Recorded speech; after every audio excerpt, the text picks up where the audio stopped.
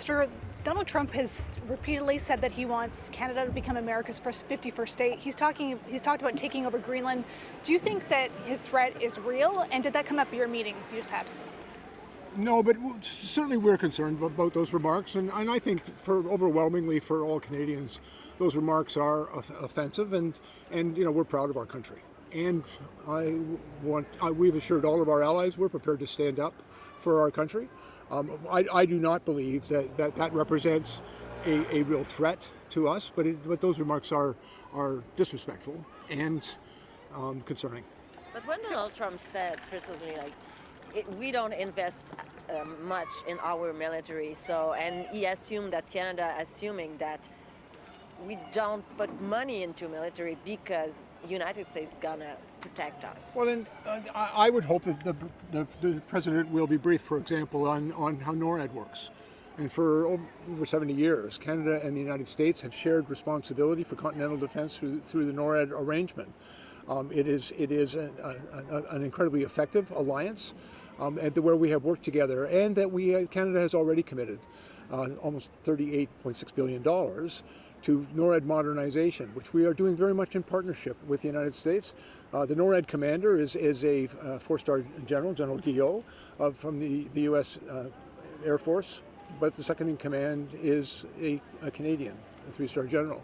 That arrangement has helped keep the continent safe, and we're both making very significant investment. As a matter of fact, I'm looking forward to a conversation with my counterpart in the U.S. military to discuss the next steps in our very significant investment in over-the-horizon radar, which will give us domain awareness for the entire Eastern Arctic.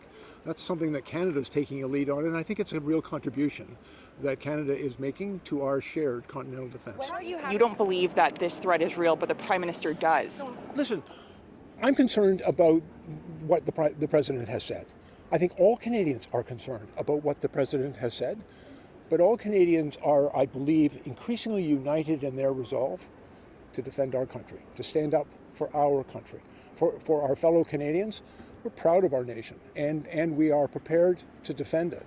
And so the remarks that the President has made, I think need to be strongly and clearly refuted. That is not acceptable to us, and we've earned that right as a nation to be very clear to anyone who would threaten our security and our nation that Canada is prepared to defend itself. How confident are you that NATO allies will defend Canada if Trump makes good on his threat to annex Canada? I will tell you, in all the years that we have been a member of NATO, when we were among the very first signatories to that arrangement, Canada is never a country that has ever had to ask for help or been threatened by our alliances. That's not really the relationship that Canada has with the nations of the world. But we've been there for others, and every time, throughout our history, every time our allies and our friends needed us, we were there. And we will remind them of that, and we will also remind them that we'll continue to be there for them. I do not believe that Canada is being sincerely threatened by anyone today. But when people covet our country, our resources, Canadians are prepared to stand up and take a very strong stand in defense of who we are and our country.